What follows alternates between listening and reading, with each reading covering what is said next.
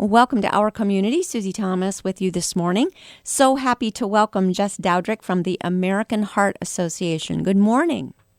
Good morning. Thank you so much for having me. You know, Jess, everything was just rolling along here just fine, and then we all got hit with the unprecedented. Tired of saying that word, but let me just ask before we really get into it, how are you doing, and how are you responding to all of this?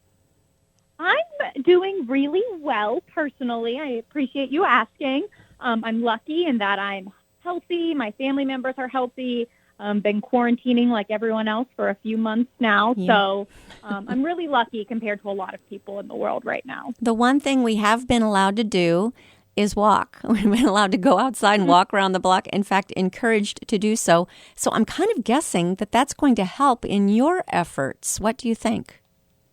I definitely think so. I know personally that's how I've dealt with quarantine a lot of the time. Every day I'm outside walking just to, get some fresh air and to do something different with my day instead of being inside, a safe alternative to gathering with people. So I'm really excited for the Stark Heart Walk and to be able to walk virtually with others this year. Yes, like so many other events, we're turning it online and going to do things a little bit different. So tell us how you, I'm sure I'll bet there was a Zoom meeting actually, where everybody got their heads together and decided, okay, here's what we're going to do.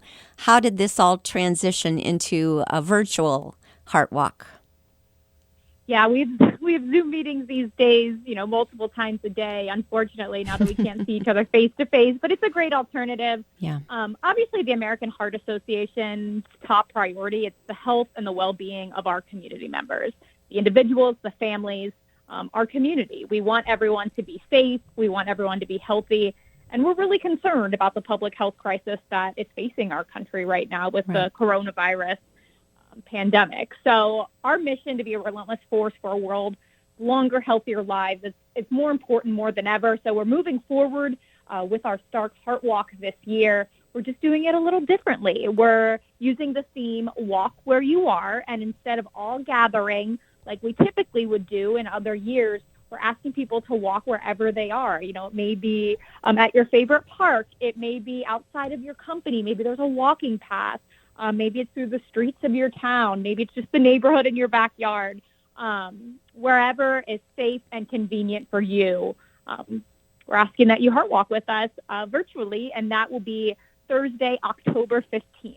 Awesome. Now, are you asking for a certain amount of walking to be done, like walk for 20 minutes, walk for an hour, or you just walk however much you want and get sponsors to sponsor you for the amount you walked? Yeah, for each person, the ability and the amount of miles they're able to walk is a little different. For our survivors, they can't walk as far sometimes if they're still recovering compared to more healthy individuals. So walk however long you can, however many miles you want. And yeah, of course, raise funds to help combat heart disease and stroke in our local communities. What has this coronavirus done to our hearts? And I'm not even thinking just naturally, if you catch the disease, that would be a horrible effect. But I'm wondering about the stress of quarantine and the stress of not being near loved ones, not being able to visit grandparents who are in a retirement home. What does that do to our hearts, Jess? Quarantine and the entire COVID-19 pandemic has, like you said, put a lot of stress on our hearts. There's actually a condition that we're finding some people have called broken heart syndrome, where just the stress of the pandemic is getting to them more than others. Maybe it's because they're not seeing their loved ones and their family members. It could be because, many people have lost jobs and are financially stressed. So there are a lot of different causes of that, but we are starting to see that in terms of medically, the long-term effects of COVID-19 on our hearts are still unknown, unfortunately. That's something that the American Heart Association is looking into. We've invested $2.5 million in research monies to be able to research the coronavirus and how it's related to cardiovascular disease and the implications from the coronavirus. So these are rapid research funds that we're trying to fast track these scientific researches so we can better understand COVID-19 quicker, because obviously it's here right now. I want to know more about broken heart syndrome. Is this something new, or is this something you've known about for a while and you're just seeing it really rear its ugly head right now?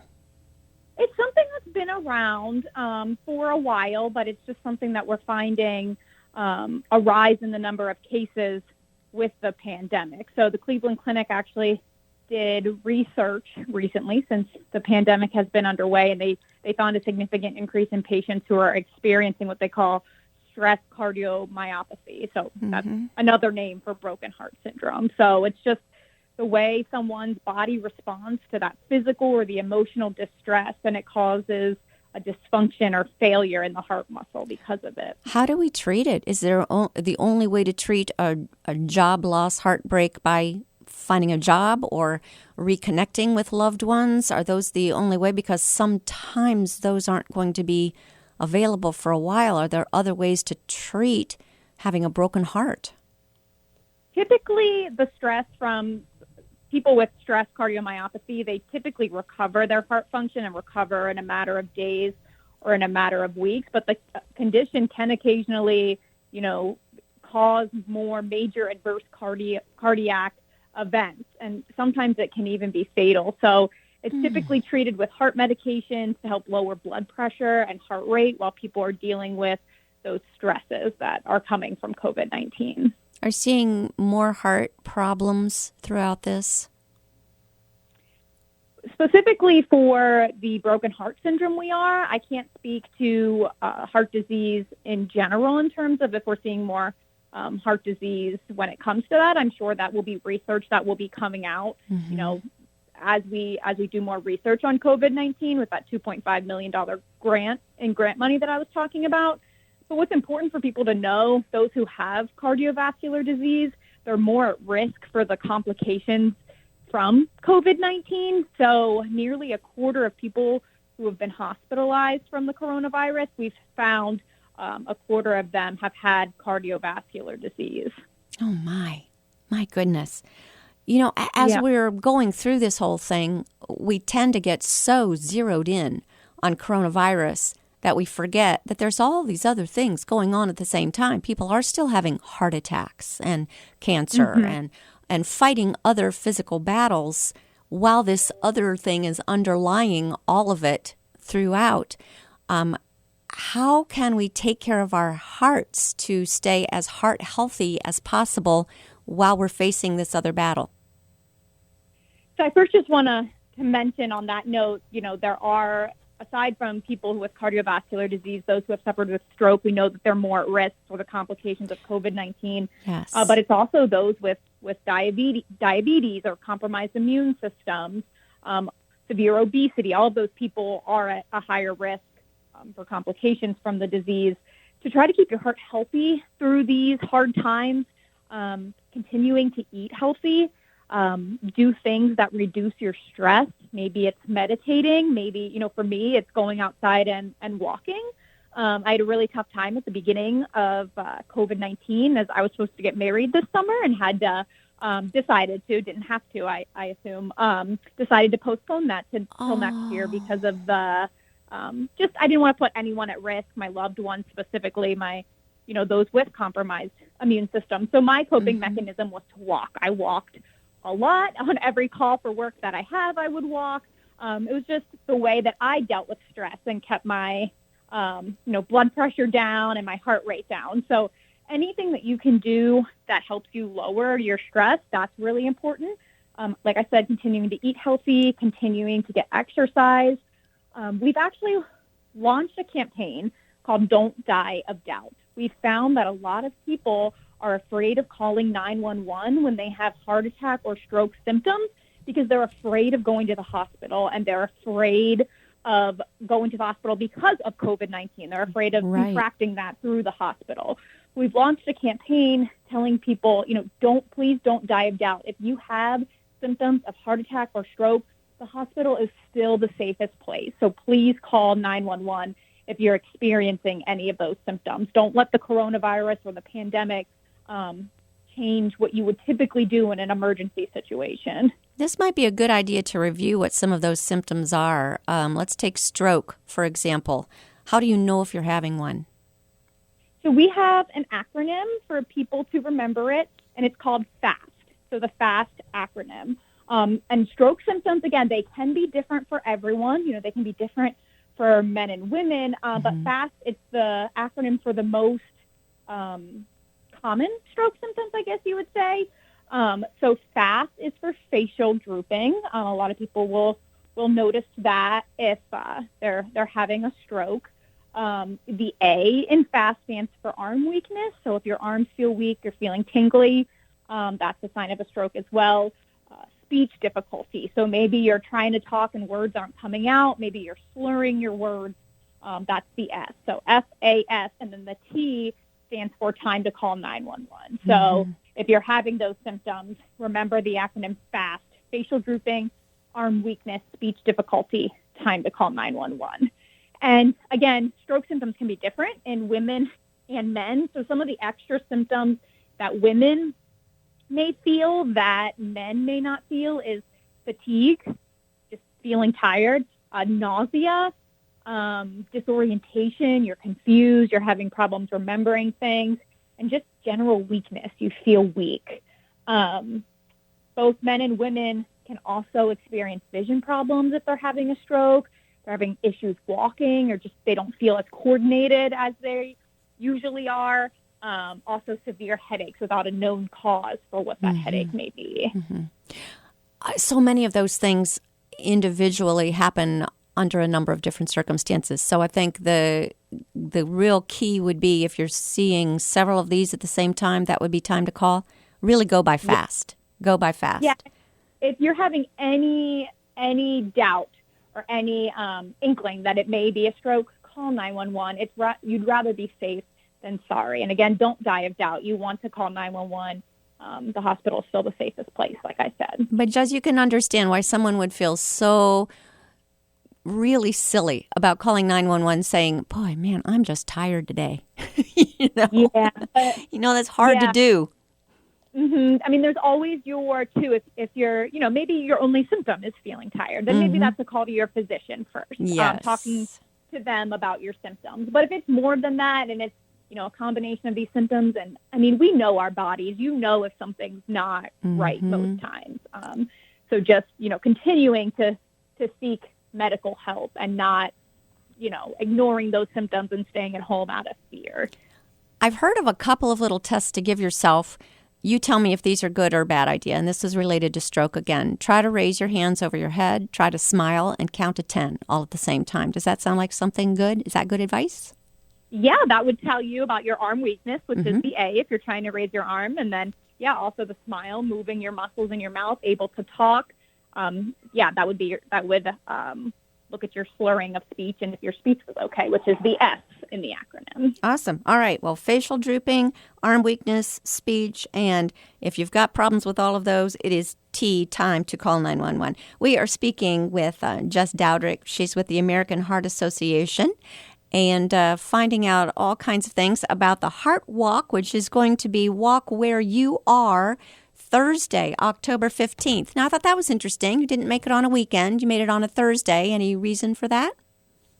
Originally it was going to be Saturday, October 17th, but we just feel like it's more convenient for the community to get together on a Thursday night, and a lot of companies participate. So while a lot of people are still working from home, some companies are back in the office, and we want those companies, if they're able, if it's safe, if it is, with your company guidelines and the CDC and state guidelines at that point, to be able to walk in small groups if they would like, when they walk where they are. So we thought, after work on a Thursday might be the best time for a heart walk. So as people get off work, they can walk together and still have that sense of community, but in small, safe groups if they feel comfortable. Sounds great. We will be back after these words. You're listening to Our Community. Welcome back to Our Community. Susie Thomas visiting with Jess Dowdrick from the American Heart Association, talking about the virtual Heart Walk taking place wherever you are on Thursday, October 15th. And I'm going to guess whatever time of day you would like to, or your company or your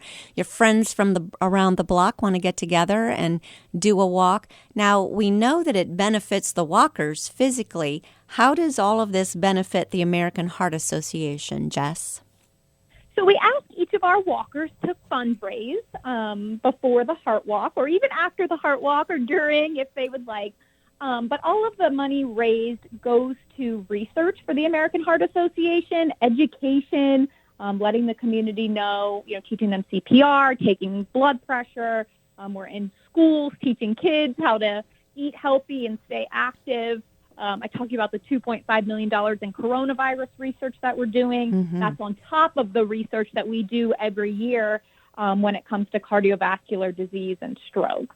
So we ask each person to fundraise for our community, and all of that money goes back to help fight heart disease and stroke in our communities. And then is there a way for them to give it online, or should they have their sponsors also just go straight to you and give online, or how would you like to collect the funds raised? So if you go to the website heart.org/Stark Heart Walk, all one word, so that's heart.org/Stark Heart Walk. You can go on our website. That's our, main Stark Heart Walk website that we have there. You can sign up to coach a team. Maybe you want to be a coach and you want to recruit people, your family members, your friends, your coworkers onto your team. You can sign up there. Maybe you just want to be a walker. You just want to join someone else's team. You can do that on heart.org/Stark Heart Walk. You can also just donate to someone. Maybe you're not interested in being a part of the walk, but you'd like to donate to a team or an individual or just the walk as a whole. You can do all of that on our website. Makes it easy. That's great. Yeah. And once you sign up, you get emails that help you. Like I personally fundraise, and I connected my fundraiser to my Facebook page, and that was a great way to fundraise, I found personally, with the times that we're in, when everyone's at home, everyone's on their computer. It's a way to spread information quickly, and your family and friends can all see it and donate to your campaign. Boy, isn't that the truth? Everybody is on social media so much more, like round the clock, because it's keeping us connected when we can't be together. What a great thing. If this had to happen, at least it happened now when we're able to stay connected. I want to circle back a little bit. You gave us some really good advice about how to tell when a stroke is happening. Let's talk about a heart attack because, man, this one's tricky, isn't it? Everybody's different. What makes us suspect that possibly someone's having a heart attack?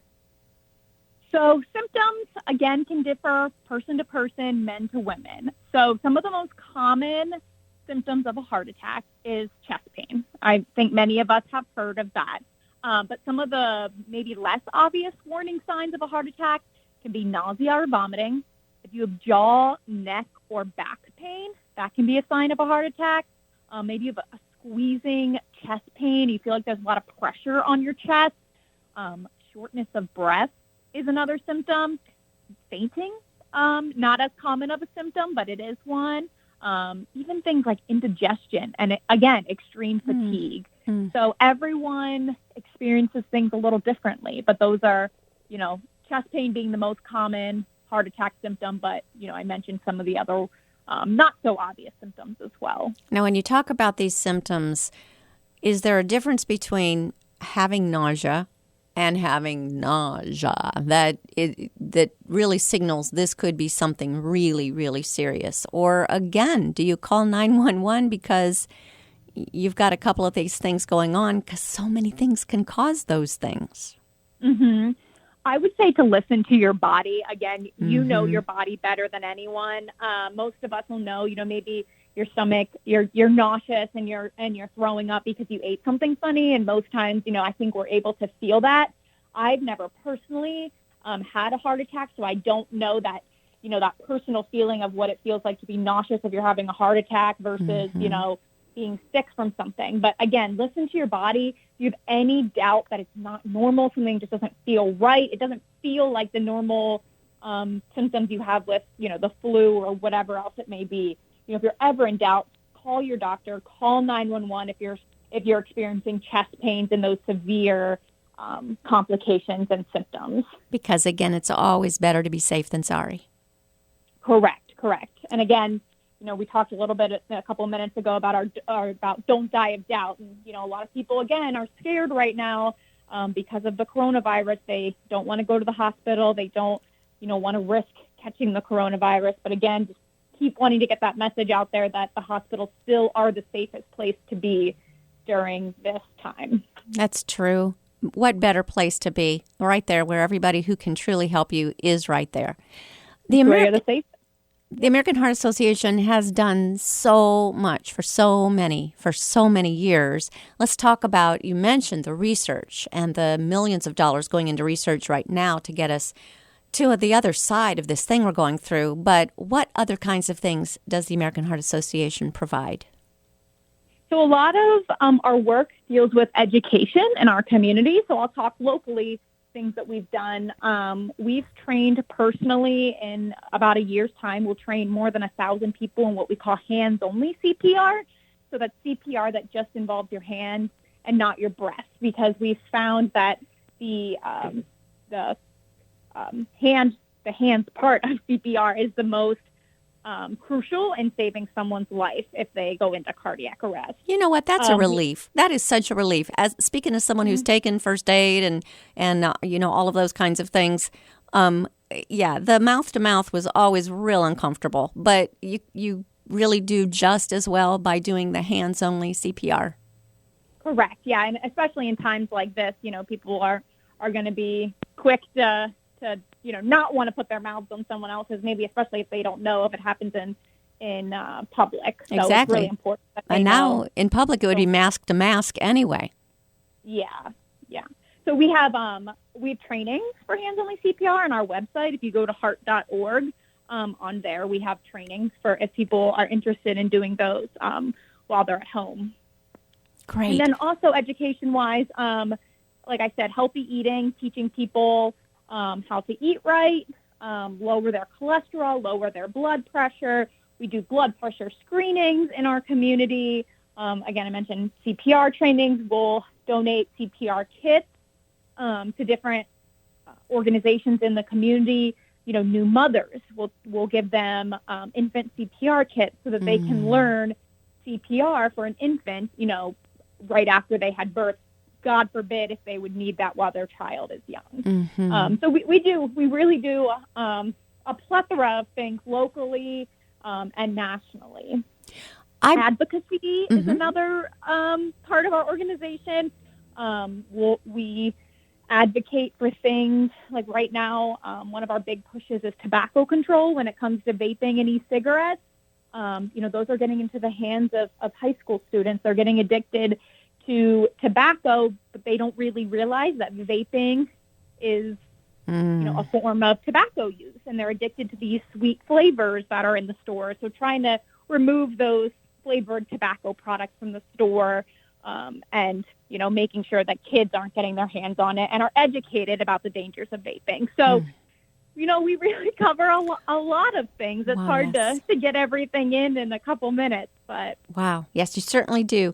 This time of year, Jess, some of us are guilty of overdoing it. You see some people who shouldn't, pushing a little bit too hard, doing maybe lawn work or, out in the very, very severe heat, mowing maybe when they should not be. Or, sometimes someone will just swim a little bit too far, too long, tending to overdo it. We don't get that many wonderful summer months, so we're going to try and enjoy them as much as we can, and sometimes we just maybe push too hard.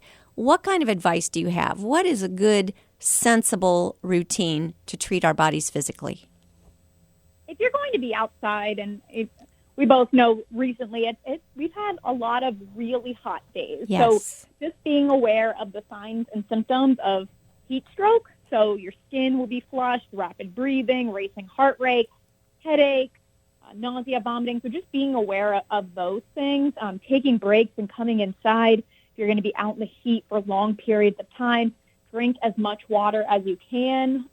Water obviously nourishes your body.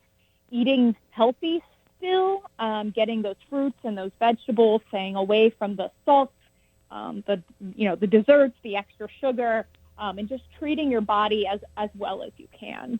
But back in the day, they used to hand out salt pills to us while we were at summer camp. That's probably doing more harm than good, right? If you're supposed to stay away from salt.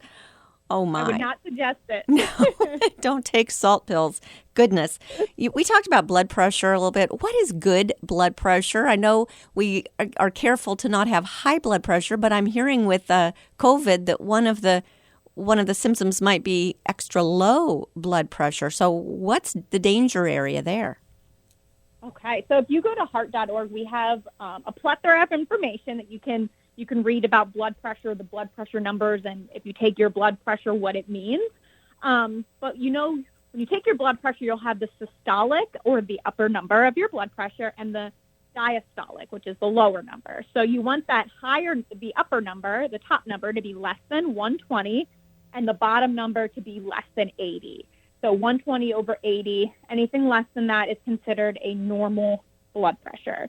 If you have anything, a systolic number between 120 to 129 and a diastolic number of less than 80, that's considered a elevated blood pressure. And it goes up from there. It'll tell you what your blood pressure is, and if you're in a hypertensive situation, if you're in a hypertensive crisis where you should be calling your doctor immediately and getting help. We have those numbers on our website where you can take your blood pressure and see where you fit on that chart. You probably can tell because something doesn't feel right, correct? Actually, high blood pressure is known as the silent killer. Oh, dear. Because people walk around all day and don't know that they have high blood pressure. So it isn't necessarily something you're going to feel.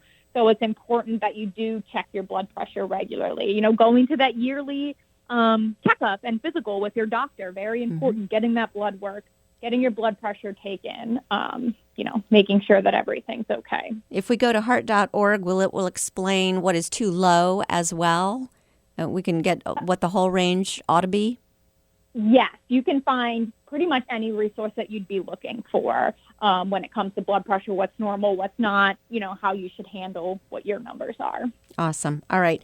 Let's write that down, everybody, right now. Grab something and write this down, heart.org. That couldn't be easier. And then also put a little slash there and write Heart Walk beside it, because that's what we want to do on Thursday, October 15th. Walk where you are.